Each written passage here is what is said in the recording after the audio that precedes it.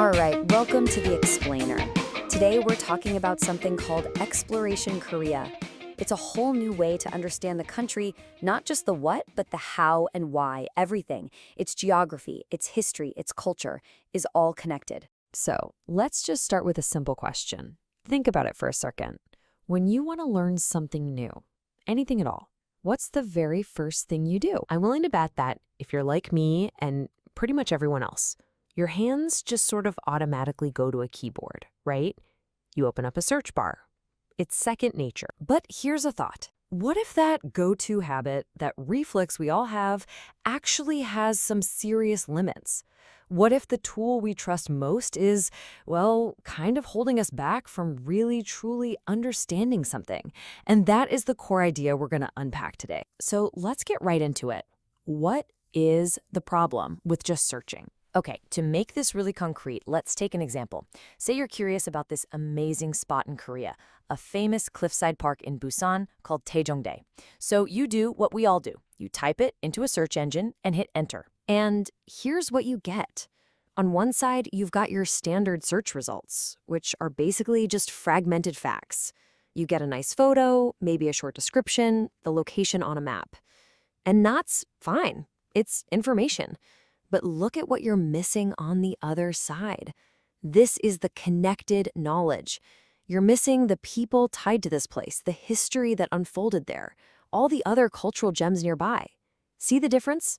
Searching gives you one lonely little puzzle piece. Exploring, well, that shows you how it fits into the whole picture. And that gap, that huge difference between a fact and the full picture, is exactly what this new approach is all about.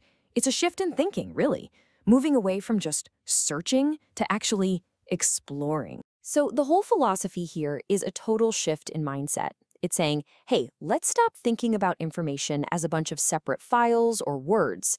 Instead, let's focus on the relationships between them. You know, the flow of meaning that connects one idea to the next. Let's see this in action, because this is where it gets really cool. We're going to take another amazing site, Cheomsongdae. It's one of the oldest astronomical observatories still standing anywhere in the world. Super fascinating. So instead of just getting a pop-up with a definition, the platform starts to build this knowledge network right in front of you. Your starting point, Cheomsongdae, doesn't just sit there. It immediately branches out. It connects you to the people who built it, the historical events that were happening at the time, and other places that are related. A single search suddenly blossoms into this entire web of context. It's pretty amazing. And that's why this isn't just a database of facts. It's a map, but it's a map of connections, showing you all those invisible threads that tie knowledge together. Okay, so you're probably wondering, how does it actually do that? Let's pull back the curtain and look at the actual tools you get to use on this journey. All right, tool number one is called Relational Facet Navigation. Now, don't let the fancy name scare you. Just think of a facet as a different lens you can look through. So instead of one giant, overwhelming list of results, you get to choose your own path. You could start by looking at cultural heritage, and from there, you might decide, now show me all the related tourist spots in this specific region. It's basically like a choose-your-own-adventure book, but for knowledge. You just pick a thread that looks interesting and follow it where it leads. And what this allows you to do is ask these really specific, layered questions, like the one you see here. You're not just vaguely searching for forest bathing. No, you're telling the system to connect 3 different ideas: a tourist spot, a specific province, and an activity, to give you an answer that's actually useful. Okay, the second big tool is an AI-powered search. And I know, AI is everywhere, but this is different. It's not just matching keywords. It uses a GPT-based AI that actually understands what you're asking in plain English. Then it goes and pulls answers from that super connected knowledge map we were just talking about. And what that means is you can have a much smarter conversation with the data. You can ask these really deep interpretive questions. The AI isn't just going to spit out a list of links for you to go read yourself. It's actually going to synthesize the information, the history, the purpose, the significance, and give you a direct, composed answer. It's a total game changer. So with a tool this powerful, who's it for? Who actually uses this? And the answer, you might be surprised, is, well, pretty much everyone. It really all boils down to this key difference: Most platforms, they're great at showing you the what, the facts, the things you can see on the surface. But where Thisy really shines is in showing you the connections behind those facts.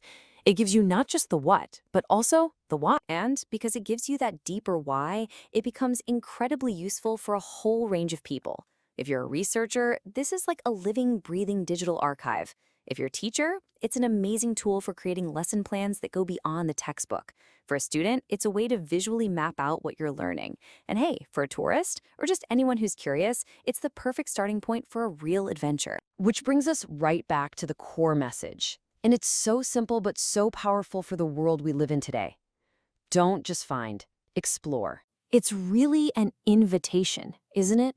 An invitation to stop just collecting random facts and to start following that natural, amazing flow of meaning that connects everything. You can actually try this out for yourself. Just go to xgo.kr.